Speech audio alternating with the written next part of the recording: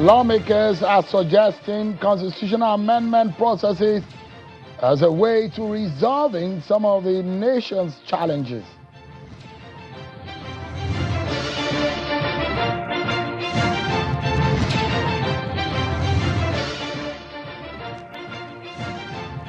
And tonight we'll be getting a reply from the Atiku Abubakar's camp on some of the claims is made by a former SGF Babachir Lawal on this program.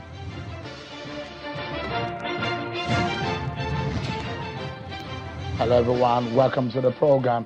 This is Politics Today, live on Channels Television. I'm Sean Kimbaloye, right for you here in our Abuja studio. We continue our plea for all Nigerians and all well-meaning people of this nation to come together. Not the best of times for our country, but then must we now then succumb to the terrorist actions, the fear they wanted to create, and all of the kind of despair they want to throw all of us into? No, because we ask critical questions for those who are supposed to be doing their jobs in the security sector, the government, and holding their feet to fire. We must come together as a people and be united. Terrorism cannot defeat us as a people. We are bigger, we're stronger. The 250 million of us cannot be defeated by just some ragtag criminals who are terrorizing our communities, killing children, and looting our land. No, we must unite against terror. And that's the hashtag in which we have started on this program, and we are urging everyone to jump on it. Let's tell you that the Federal High Court in Abuja has ordered the Independent National Electoral Commission, INEC, to resume the registration process of Access Party, ruling that the commission acted unlawfully when it discontinued the application over concerns about the party's proposed logo. When it was delivering judgment today, Justice Obiora Atuegu held that INEC's decision was inconsistent with constitutional provisions on political participation and freedom of association, and declared the commission September 2025 a letter suspending the process null and void. The court further affirmed that the party's logo complies with the requirements of the Constitution and the Electoral Act.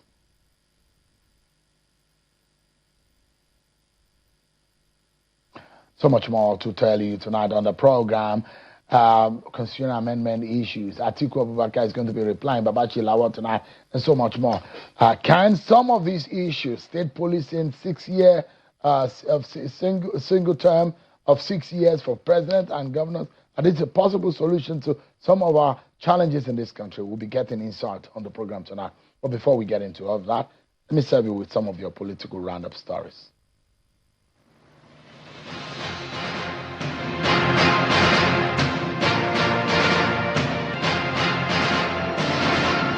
The Senate has passed for second reading 2 bills seeking to expand the number of judges in the nation's superior courts as part of efforts to decongest the judiciary and accelerate the dispensation of justice across the country.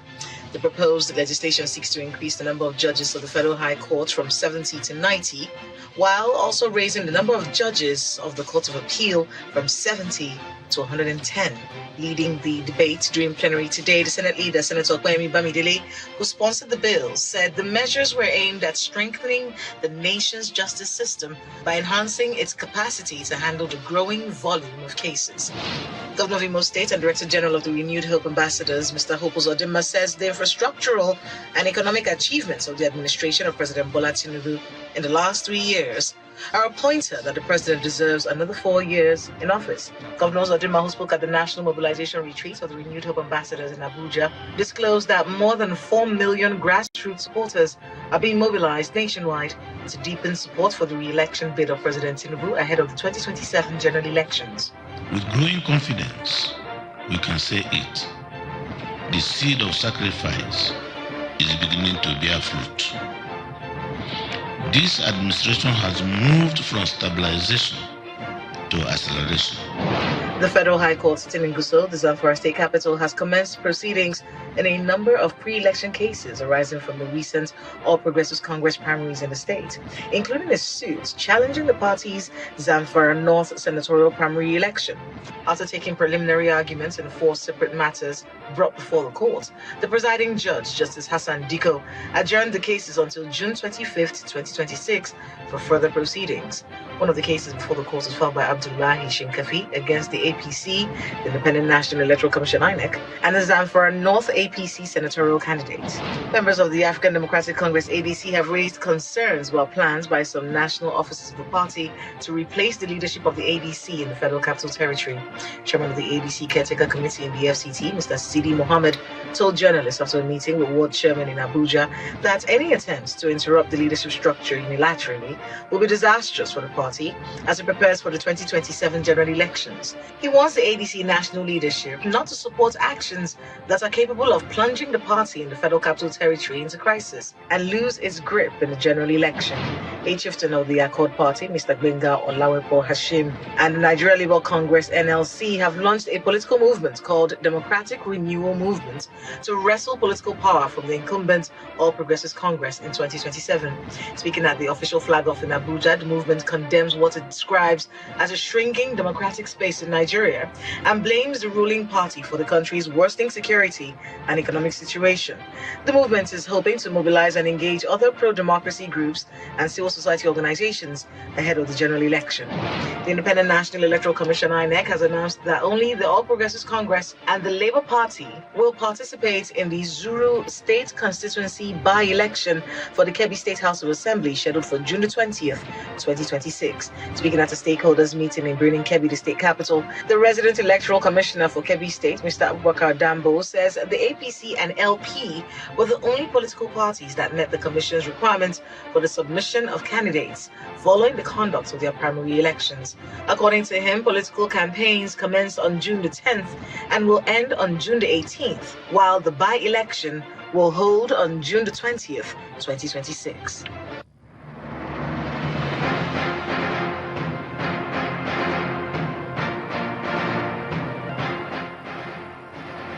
Thank you so much, everyone, for staying with us on the program. There you have it. You've been served with some of your political roundup stories.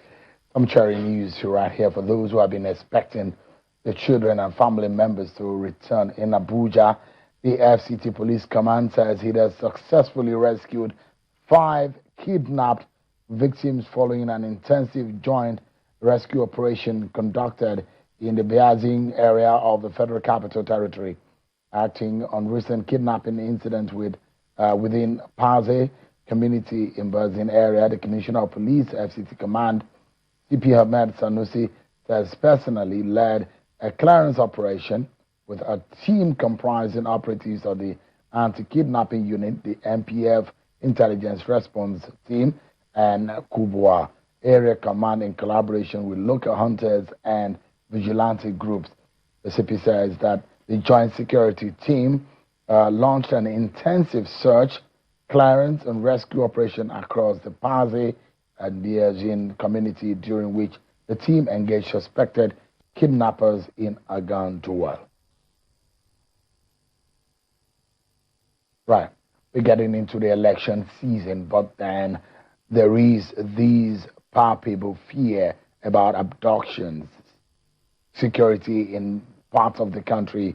What really triggered a lot of people is what we saw in Oyo State, where literally a 3-year-old was part of those who were abducted. What we saw also has happened in some part of Kogi in the last few hours, and the fear that have been thrown in the air in Edo State, which has led to shutting down of some education institutions, is brought up some conversation in the country. And National Assembly members are proposing means of which this can be resolved. And part of what they are proposing is state policing in the constitutional amendment process, which is ongoing. And the House of Representatives says that they are moving fast to ensure that this is effected as soon as possible. Take a listen to the Deputy Speaker of the House of Representatives, Honorable Benjamin Okeze Kalu.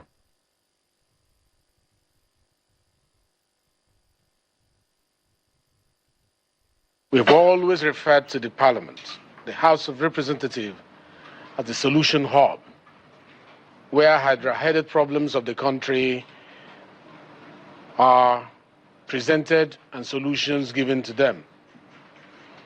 Insecurity and legislative tool to cure it. Whilst we call the service chiefs to come and meet with us to dialogue, while we call Ministry of Finance, Budget Office, and all the rest of them, there is the need for us to use legislative tool to block the cab. And we said, as it is today, the structure which have been agreed to by the IGP and his team, national consensus has also arisen on it. The executive, they have bought into it.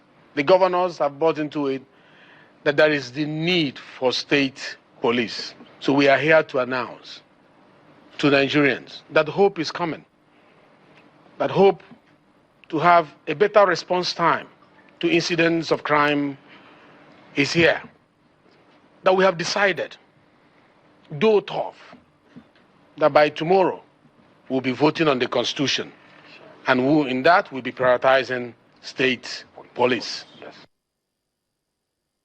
That's this Deputy Speaker of the House of Representatives, Honorable Benjamin Kalu.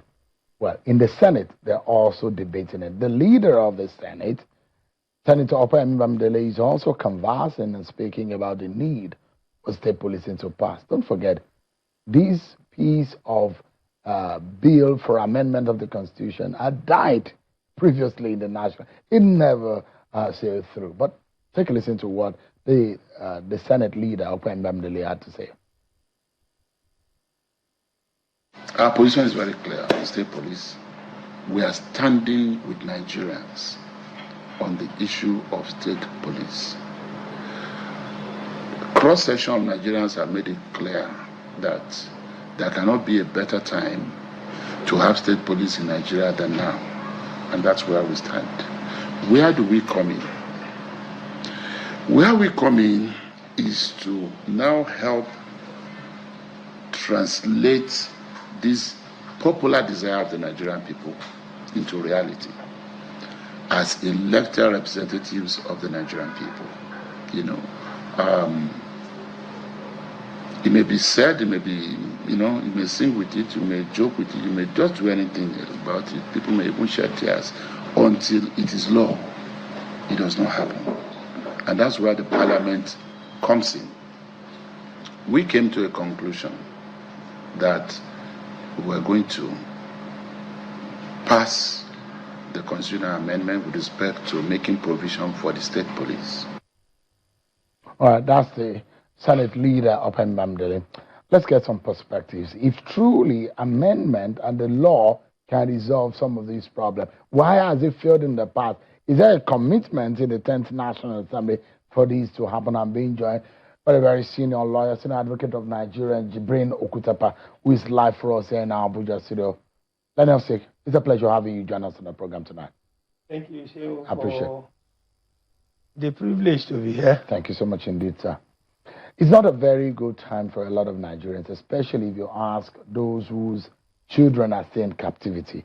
Ask them in Oyo, in some part of Borno State, in some part of Kogi, those who are affected in Kaduna and the rest of the country. They will tell you that they are not happy because of the issue of kidnapping and abductions and terrorism and banditry that is going on in the country. But if the National Assembly say part of the solution could be state policing, do you agree? Well, I have very difficult moments going along with them. And the reason is very simple. Before 1914, we have had different kinds of police force, Lagos police, Niger Constabulary, what have you and what have you. It was only in 1914 that we have a centralized police. And then we operated it until we got to the 1960 independence and under the Republican Constitution, we had native authority police, we have local government police, we have regional police. And we are all aware of what happened under these police, regional, local government, and the local government police. And without attempting to, make anybody a bad person, I think in the early time of our independence, where these police were abused, political opponent harassment, suppression of dissent, using these police to influence elections, and protection of the interests of the ruling party's members. Politicians at that time were more nationalistic than the kind of politicians we have today. So, it was as a result of this suppression of political interests and what have you that the 1979 Constitution brought into being the federal police and the prohibition of state police, regional police, and what have you. And we have been operating it. You are a living witness to the kind of things that our police officers have been subjected to or allow themselves to be subjected to in the course of election. Mm-hmm. So, the question I ask is, what has changed from the time we had native police, regional police, local government police, the abolition of it, and now? Because I think the problem we have is not necessarily in the nomenclature of the security agencies, but as to whether or not as Nigerians we are prepared to build an institution that does not owe or that do not owe allegiance to those in power. Yeah. I think that is the problem we have. Let me come in quickly. And you've laid the background succinctly. The framers of the 1999 Constitution were very also careful. They put into consideration the reason to place policing in the exclusive legislative list. Yes. And partly it's there are those who argue that it's due to preserve national unity. Yes. Because coming into the Fourth Republic, the nation was fragmented. The military had caused a lot of chaos. The issue of ethnicity and religion were major issues. And coming from the 1992-1993 political era was also a watershed in the political history of this country. So there are those who argue that preserving our unity was part of what the framers of the Constitution thought, to placing policing in the exclusive legislative list. But are we risking a return to that fragmented security structures that could deepen ethnic and political division, which some of the framers thought that we were running away from, if we go to state policing? Now, Shehu, when we have state policing, local government policing, or even ethnic policing, what do we do to prevent the abuse of this institution? That's one of the arguments. That some of the governors, even with the federal policing, they've hijacked they are abusing the security. They have hijacked the fear of hijack. So, as of today, with profound respect, there is no institution of democracy as of today that is independent of those in power. They owe allegiance to those in power. So I think there is a need for a national discourse as to whether or not we are really, really committed to building an institution. So if you go through our elections and even the security situation we have today, why are policemen and our security agencies afraid of performing their jobs? If you recall, I think it was President Goodluck Jonathan that admitted that even in his own cabinet, there are people who are sympathizers with the people who are enemies of Nigerian people. Today, you watch and see some of the policemen or some of the armed forces selling arms and ammunition to these security people. So I think, in my view, that until we de-emphasize our quests for monetary unexplained wealth, because everybody now, there is no, I don't know what to put it. Many of our security agencies are afraid to put their lives on the line, because if they die in active service, it takes only God knows when before their families are compensated. I think that the leaders of this country need to sit down. Yeah. What is wrong with us? That even the police we have now will see evil going on and they are waiting for orders. Or you go to a police station to make a report, you are subject of, your identity being given out. So I think there is... There are other indices that need to be considered. And when you ask yourself the question, why does insecurity persist in our country? By ranking of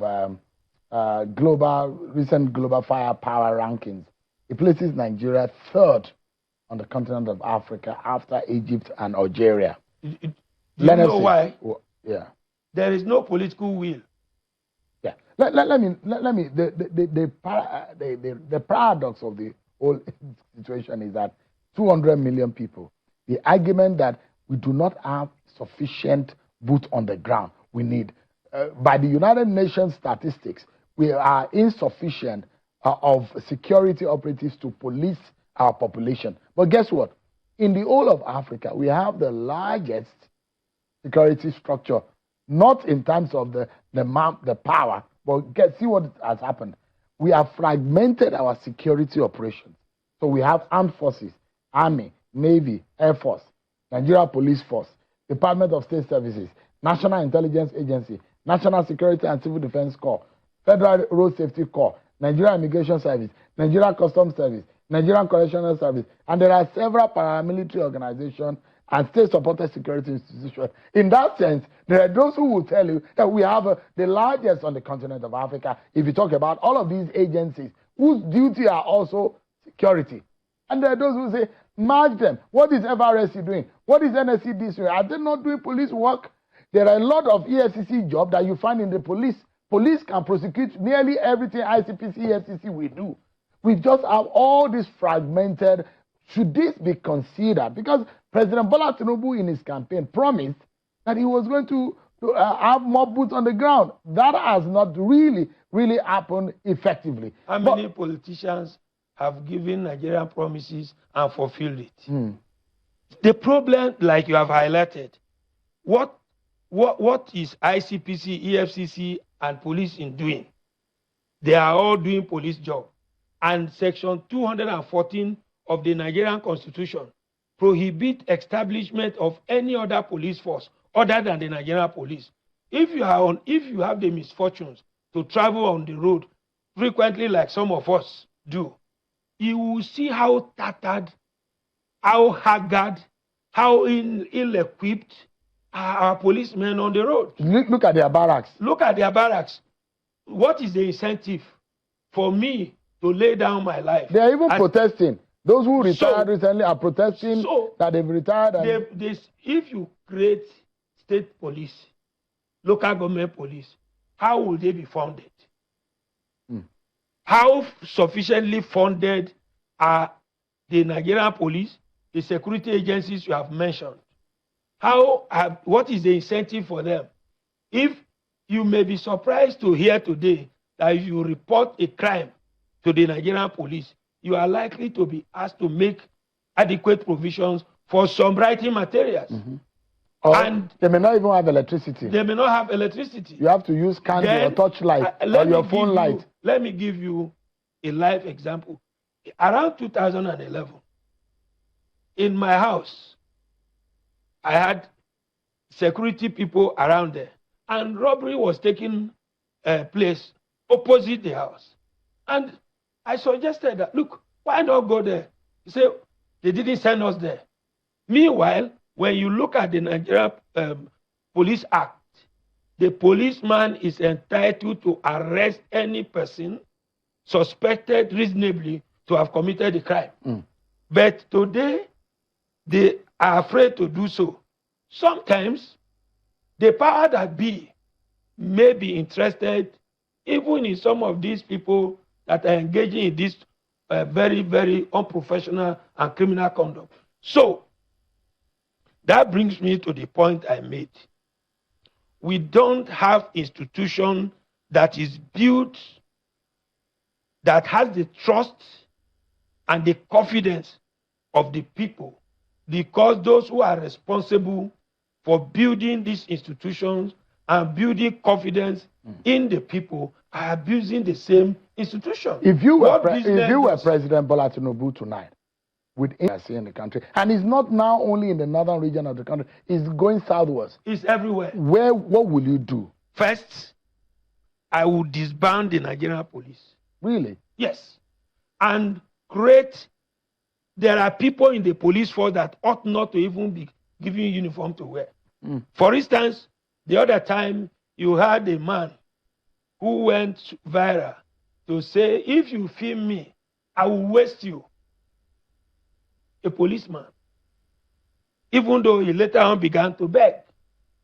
If you go on the road, Nigeria and maybe a few other African countries is the only place you go and see police officers and security agencies with very sophisticated guns on the road threatening citizens who are supposed to be protected. So my suggestion, if I have the power, the police as is today and all other security agencies, the personnel in them will be subjected to thorough psychological and psychiatric tests to know those who are humane and who are committed to policing the security situation in this country. Two, most of these criminal gangs and kidnapping are not doing so because the people, some of the people in power are not aware. Some of them invariably are enabled. And I think it was late General Babachir that said that when insecurity persists beyond a certain number, then government is involved. The government itself must purge itself of the insincerity and fight this insecurity in our land with all sense of sincerity of purpose. Yeah. Let us see, perhaps our parting shot that I'd like from you, sir, tonight is about a proposition, but I don't see that happening in this National Assembly, maybe in the 11th National Assembly.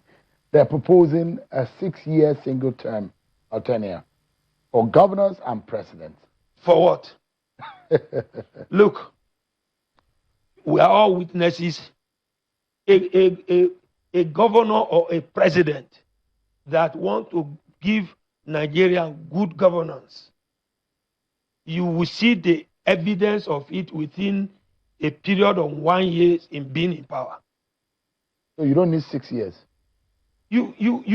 There's nothing wrong. So the argument is that 4 years is not sufficient. See. So instead of going 8 years, just do 6 years, one single time, go away, let another person. Today, do we have a law in place prohibiting people who want to install their stooges in power? You are all living witnesses to people who handpick people and made them governor, even the democratic system that are quarreling. Are you not seeing it? So if you do 6 years, what measure do you put in place to prevent a governor or president from having interest in who succeeds him? Invariably having another time. Invariably having. There are some states today that the governors who left office are effectively in charge of the state because their puppets are in power. So the problem is just simply that, for instance, the the institution that has power to check the rascalities of members of the executive is itself completely impotent.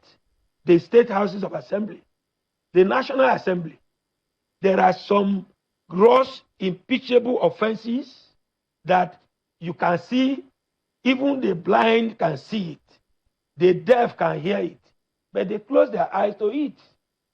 Then the other institution, there is a state capture. That's why whether it is 8 years, it is 10 years, until we change our orientation, our mentality, and we are having persons, executive, that is not in connivance with the system that is corrupt, to take advantage of corrupt system, to perpetuate itself in power. Nigeria, even if you make it a 10 years, one single term, the person will want to remain 20 years. Perpetually. All right. So, my final point, Nigerians themselves have developed a lukewarm attitude and have allowed the kind of bad system going on, which affects them by just mere collecting a bag of salt, a packet of Indomie, and just check. After all, they say rice solves all problems. Just check the just concluded direct primaries of political party. The people doing counting 1, 5, 10, 1,000, are they in power?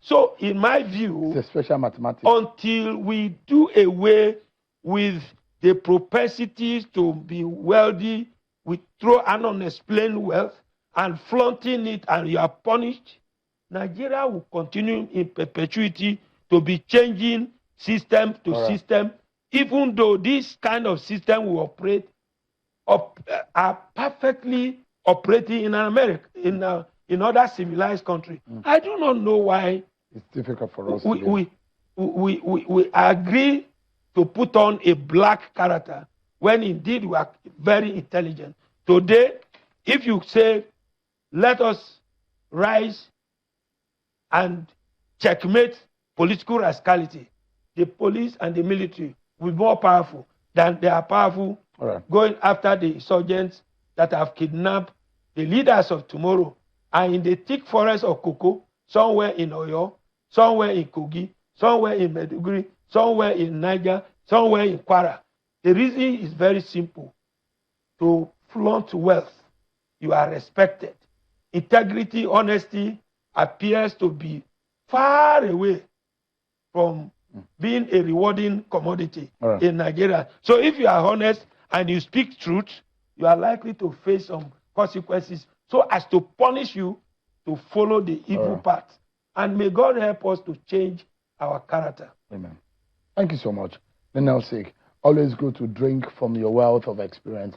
Thank you so much indeed, and knowledge. I appreciate it. I'm grateful. Thank you so much indeed. Jibrin Okutepa, Senior Advocate of Nigeria, speaking with us on the series of issues on the state of the nation. Thanks so much indeed. We'll take a break, everyone. But when we return, it will be time for Atiku Abubakar reply, former secretary to the government of the Federation, Babachir Lawal, who's made claims that Atiku Abubakar is inept, that Atiku Abubakar lacks capacity, that Atiku Abubakar is corrupt, and he called him Kachala. What will be the response? We're getting to hear tonight. We'll be right back.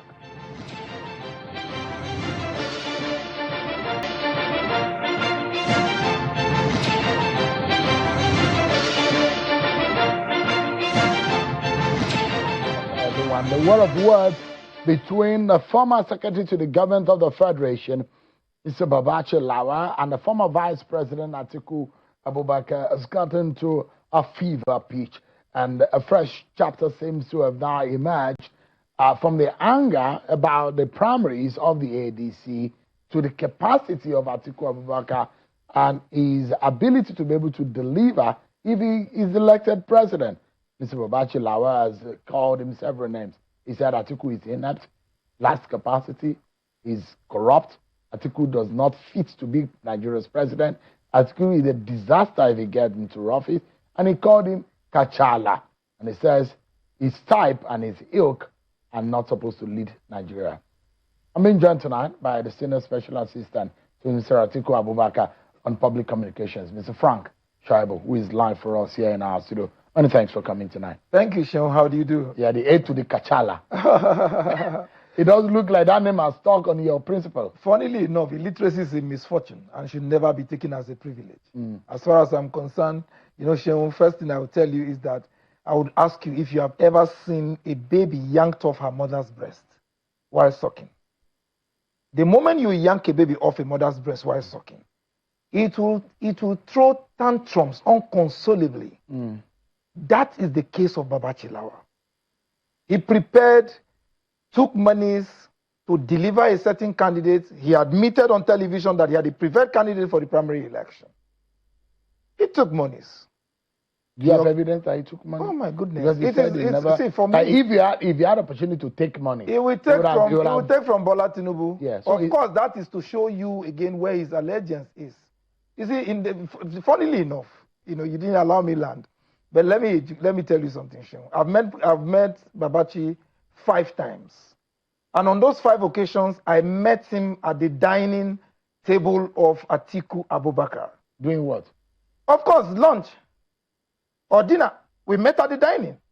And at most times, when we're growing up, it is only the younger ones who live at the dining table. But each time we left the dining table, we left him behind.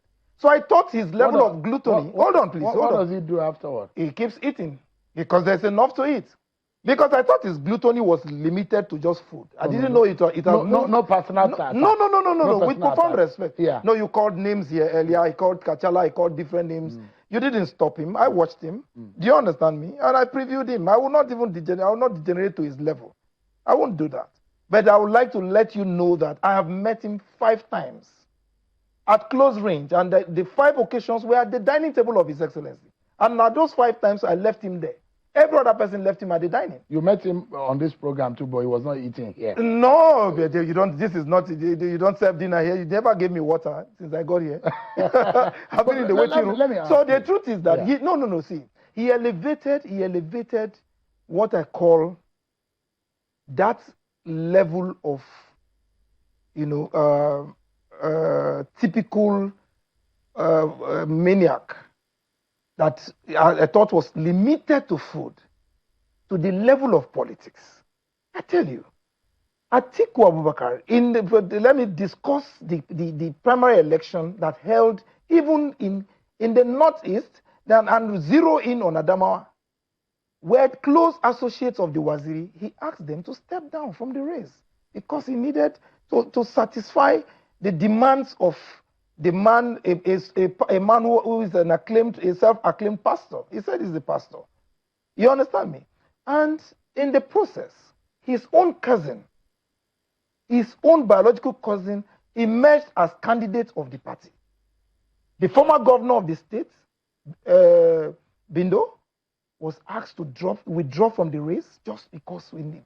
Atiku Abubakar is a carefree, go easy man. Then you wake up in the morning or wake up from one side of your bed and you say, oh, this is a man who is a tribal jingoist. This is a man who is anti-Christian, forgetting that this same man was elected governor of Adamawa State just few months before he was nominated, or he was picked to become running mate to President Olusegun Obasanjo. He said Atiku rigged that election. I beg your pardon. So he just woke us. He said Atiku never won any election. No, I beg your pardon, Sheung. Atiku has run more than 2-3 election cycles in this country. And I tell you for free that if Atiku Abubakar rigged that election, governorship election in Adamawa State at that time, the Election Petitions Tribunal would have done justice to that case. He did not just win the election, he left the seat. After he was nominated, he became vice president. In fact, Atiku supported Boni Haruna, a Christian minority, in Adamawa, against all odds. He never supported Boni Haruna because Boni was Fulani. He never supported Boni because Boni was a Muslim. For Atiku Abubakar, I am Frank Shaibu, I'm a Christian. There's Paul Ibe, who is a Christian. Atiku's personal physician of over 20-something years is a Christian. We have ordered so many aids. If, as far as Atiku is concerned, religion does not even matter to him. In fact, his chief steward is a Christian. And sometimes you come to the Waziri's house in the morning, he will tell you, look, until they come back from church, there's no breakfast in my house. That's and for me, let me jump in and ask yes, you. please do. Go ahead. This question is critical. Go ahead. Mr. Babachir Lawal yes. has alleged that the ADC presidential primary was manipulated in favor of Atiku Abubakar, and he had claimed that certain interests predetermined the outcome. Not only Babachir Lawal had alleged that that primary was fraudulent, Amechi said so. Ayatollah said so. These are the closest to the race than even Babachir Lawal. Has Atiku Abubakar accepted that there were irregularities and there are fraudulent manipulation of that process? You see, these are questions that should be put straight even to the party that conducted the primaries. But first off, let me take you through a journey. In a race that has an Atiku Abubakar, Rotimi Amechi, two-time governor, two-time Speaker of the House of Assembly, of the State House of Assembly in Rivers, as well as two-time Minister of the Federal Republic of Nigeria, and Malam Hayatuddin or Alhaji Hayatuddin, as I don't know his specific title. You would agree with me, of these three names, when you place them on a scale of rectitude, for a direct primary election that is dependent on structure, who ordinarily do you think will emerge the victor? In this case, I will take you back to Babachir. So you say that Atiku by popularity and political structure by popularity, will naturally defeat Amechi and Ayatollah. Will naturally defeat them, and that was why the likes of Peter Obi ran away from the party, because they know that there was no pathway for them. They didn't stand a chance. Of course, they you see, anybody who claims rigging or irregularity in the last election, check the places and the locations they won. Where are the states that Rotimi Amechi won? If you check the figures, the margin he got there, you will know that, look, these are his strongholds. Well, is Atiku worried about how he emerged? Because if you are saying that the party conducted it, it is not Atiku's problem. That is one. But is Atiku proud that he has emerged through a fraudulent It was not a fraudulent process. Amechi said it wasn't fair. It is not the number. Ayatollah said it was not fair. You see, this Babachir Lawal from the same state. No. Hold on, Babachir. You see, when we are discussing this, I don't want a situation where you mention Babachir. Because you are responding tonight. Yeah, if I'm responding to Babachir, that is why I told you that it's just Babachir reminds me of a man or of a baby who is yanked off her mother's breast while sucking. It's like a deprived suckling. Definitely the baby will throw tantrums. He admitted on your show here that his preferred candidate was Hayatuddin. He worked for him. Let me shock you. All the coordinators and electoral officers from the Northeast, the party allowed Babachir Lawal to appoint them. It will interest you to know that I am a Christian. I don't believe in, in fact, I'm a lover of God, and when it matters that relate to the body of Christ, I tread with profound meticulousness. But I'll tell you that it will interest you to know that all the electoral officers he appointed in that zone were all Christians. The party, despite the fact that some leaders within the party in Adamawa protested and in some other parts of the Northeast protested, the party allowed him to have his way. But when he tried to drive them to deliver his candidate at all costs, they told him that they must follow the rules of the game, and the election held. Of course, you should know that a man who takes something to deliver something, since you said I should not mention money now, but I will mention a man who took money to deliver a particular candidate and could not deliver, you know that there must be accountability. To prove that he took money. No, but Babachir was here for over an hour. He was before you for over an hour. He leveled all forms of accusations. No, but I'm saying, if you are, and he said, I am telling you for free, Sean, I am telling you for free that Babachir knows the onus of proof is on him. It's on him. He said, and he told you to your face that if he wanted money, he will ask President Bola Ahmed Tinubu. So it goes to show who he Babachir is working for. Yeah, but so we know his role. Yeah. We knew the role he played in 2023 election, where he played the religious card, moved from churches to churches with Peter Obi. This time round, because Peter had dumped him and they have discovered who he is, he has decided now to play what we call the tribal and ethnic cards. It will not work. Nigerians are hungry. The Nigerians are hungry. And hunger does not understand language or geography. Sheung, the man who is hungry in Adamawa is the same as the man who is hungry in Kogi State.